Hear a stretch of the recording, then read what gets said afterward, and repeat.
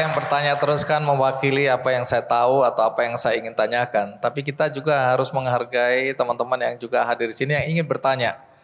Silakan duduk dan bertanya, saya mundur dulu. Bagaimana sebaiknya kaum intelektual dan perguruan tinggi bersikap atas maraknya fenomena penyebaran radikalisme melalui media sosial? Karena menurut saya ini sangat cepat penyebarannya, dalam hitungan detik bisa ya. Dan untuk menderadikalisasinya itu butuh waktu mungkin. Nah, bagaimana peran perguruan tinggi untuk meredam paham radikal tersebut? Apakah ada program-program khusus? Terima kasih. Wassalamualaikum warahmatullahi wabarakatuh.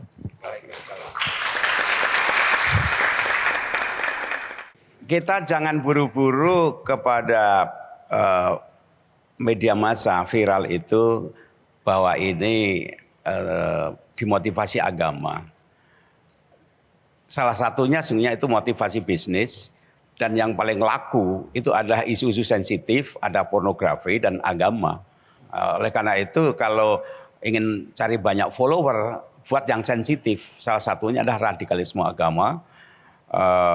Dan itu ada buzzer-buzzernya. Di samping memang kelompok-kelompok yang radikal itu mereka pintar menggunakan teknologi itu. Lihat aja ketika terjadi peledakan bom itu kan mereka belajar merakit bom dari internet kan gitu. Radikalisme yang kita maksud di sini adalah dalam konteks pemikiran-pemikiran eksklusif. Sebenarnya ada istilah yang salah kaprah. Deradikalisasi itu sebenarnya adalah upaya untuk menurunkan nilai radikal kepada orang yang sudah terpapar. Kalau yang belum terpapar itu namanya kontraradikal. Saya termasuk orang yang sangat giat melakukan gerakan kontraradikal di kampus-kampus. Karena memang berbagai fenomena yang terjadi, saya kebetulan sudah datang ke banyak negara yang berkonflik. Saya sudah ke Somalia dan hampir semua negara yang berkonflik di Afrika, di Asia Selatan, Asia Tengah, di Timur Tengah, dan juga di Amerika Selatan. Saya sudah datangi semua, termasuk gerakan-gerakan teror yang mengatasnamakan agama Kristen, Hindu, Buddha di Myanmar. Itu juga rata-rata memang mengatasnamakan agama seperti yang saya bilang tadi, supaya kejahatannya terlihat terhormat saja. Nah, lalu bagaimana kemudian cara mengatasi itu? Satu kuncinya adalah inklusif. Ini adalah salah satu pola yang gagal diterapkan di Somalia, makanya Somalia sampai hari ini gagal juga melawan kelompok-kelompok ekstrim terornya di sana. Karena tipologi, kembali lagi kepada Prof. Komar, budaya kita ini adalah budaya yang inklusif. Berbeda dengan negara-negara lain. Di Eropa, orang-orang yang terlibat dalam aksi teror dan ekstrim, termasuk di Inggris, meskipun dia keturunan Pakistan atau keturunan Arab, tapi sebenarnya dia English born gitu ya. Tapi sebenarnya mereka ini rata-rata punya pemikiran yang sangat eksklusif. Bahkan cenderung introvert. Nah, orang-orang yang eksklusif dan introvert itulah yang paling mudah terpapar lewat media sosial. Coba bayangkan, kita yang udah biasa berpikir akademis, bayangkan kita harus berbaiat kepada laptop coba. Ini kan buat akal kita kan nggak nyampe. Kita berbaiat lewat laptop, dituntun oleh video yang direkam dan disebar ke seluruh dunia, dan orang-orang ISIS waktu itu dari tahun 2010 sampai 2016 itu berbaiat di laptop. Itu ditemukan dalam beberapa tersangka yang ditangkap oleh Densus 88 di berbagai provinsi. Orang-orang yang bergabung ke ISIS di Suriah dari Indonesia itu. Coba bayangkan, ada pilot, ada dokter, ada doktor, ada pengusaha sawit. Dia sampai menjual asetnya puluhan miliar hanya untuk pindah ke sana, bergabung dengan mereka karena percaya bahwa Abu Bakar al-Baghdadi adalah khalifah yang akan bisa menjayakan Islam di seluruh dunia. Coba bayangkan, ini kan nggak masuk akal sebenarnya. Kenapa? Karena kita sudah kehilangan tradisi-tradisi rasionalitas berpikir yang sudah diwariskan oleh orang Islam dari sejak awal. Kita lalai di situ. Nabi betul-betul membangun bagaimana rasionalitas berpikir manusia itu digunakan dalam beriman maupun dalam bermuamalah. Coba, Nabi pernah memaksa orang untuk memeluk Islam? Tidak. Tidak pernah. Tidak ada sejarahnya. Tidak ada sejarahnya Nabi memaksa orang dengan pedang untuk masuk Islam. Tidak pernah ada. Kita cari di kitab-kitab tarikh manapun. di At-Tabari, Al-Mas'udi, semua tidak ada yang menerangkan itu. Bahkan Nabi betul-betul mengayomi orang-orang non-Islam masuk Islam dengan cara kemanusiaan. Itu sahih itu. Nah, ini yang harus kita pahami semua hari ini, bahwa rasionalitas berpikir orang Islam hari ini betul-betul sudah mulai sangat minim, sehingga kita mudah terbius oleh berbagai mimpi-mimpi ideologi transnasional yang mengatasnamakan Islam, padahal itu untuk kepentingan politik. Kita berikan aplaus untuk Suhel. Oke. Terima kasih. Suhel, kamu dapat kenang-kenangan dari aku. Wah, kamu jadi keren banget. Iya. Satu lagi penanya, ya. Oke. Saya merasa bahwa diskusi kita pada hari ini sangat menarik, dan mungkin pertanyaan saya seperti ini, Pak. Dari pandangan Bapak sampai saat ini, apakah masuknya paham radikalisme ke Indonesia ini merupakan bagian daripada skenario kelompok ideologi transnasional yang barangkali banyak orang bilang ingin menguasai dunia? Mungkin itu pertanyaan saya. Minta pandangannya. Terima kasih. Ideologi transnasional yang dimaksud itu adalah ideologi transnasional yang memang betul-betul baru masuk sebenarnya lintas negara. Mengapa kita menjadi seperti orang-orang yang mudah menjadi alat bandul politik, menjadi alat bentur politik, yang berperang Rusia dan Ukraina, tapi yang melakukan aksi teror, kenapa ISIS Khurasan? Ya karena kita mudah dibodohi. Kenapa kita bodoh? Rasionalitas berpikir kita sudah semakin menjauh dari bagaimana kita menjalankan kehidupan agama. Kita lupa bahwa DNA-nya Islam itu bukan politik. DNA-nya Islam adalah akhlak dan rahmat. Kita tidak diwariskan politik oleh Rasulullah.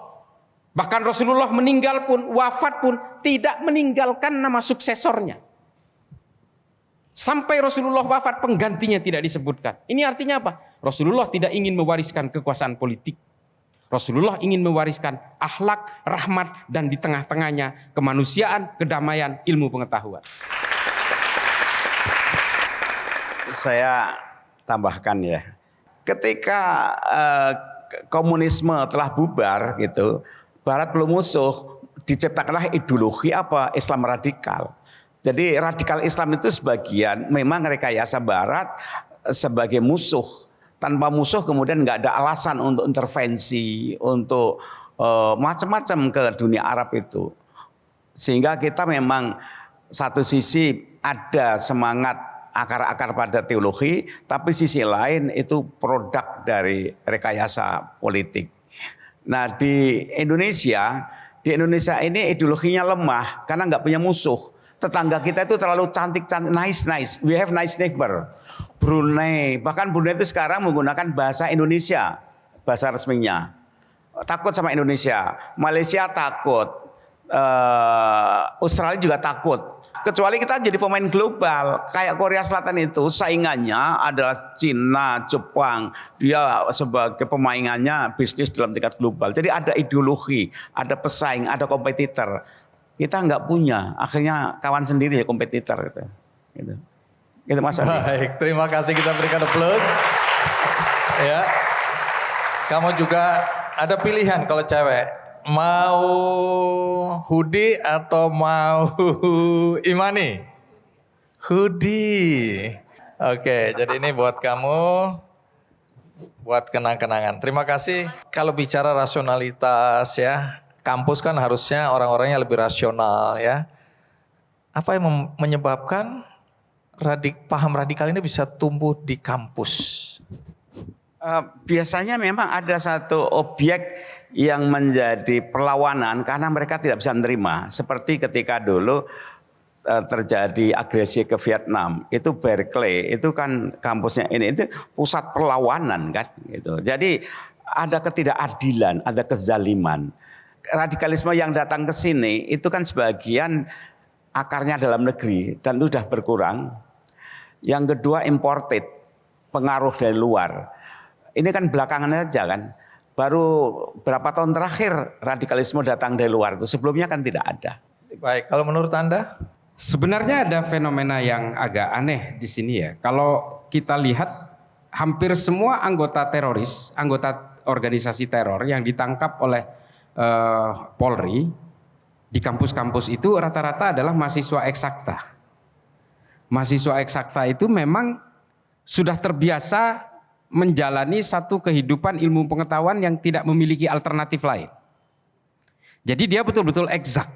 Sehingga apa? Ketika ada keyakinan dalam agama yang bersifat radikal, mereka tidak menyediakan alternatif dan opsi-opsi lain, sehingga langsung ditelan bulat-bulat. Dan kelompok-kelompok ini juga yang disasar oleh organisasi teror untuk direkrut, karena mereka perlu bomb maker.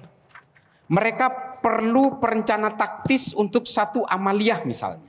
Jadi memang di sini bertemu kepentingan itu, sasaran rekrutmen di kampus itu rata-rata mahasiswa eksakta, dan pada sisi yang lain kemampuan mereka ini kalau tidak dibarengi dengan pemikiran yang inklusif dalam beragama, maka ini akan menjadi bahaya.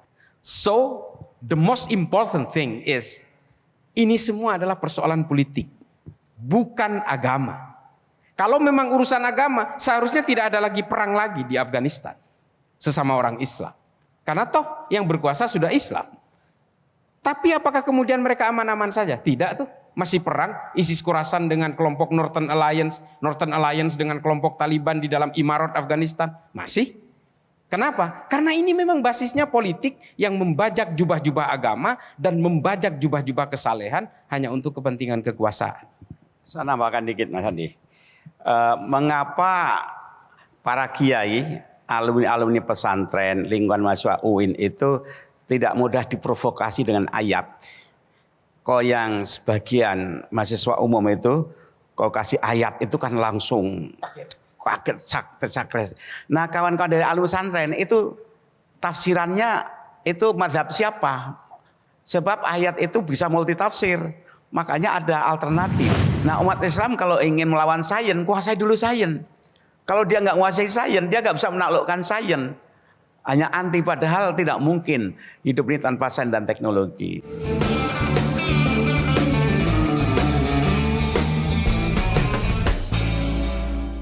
Jelajahi cara baru mendapatkan informasi. Download Metro TV Extend sekarang.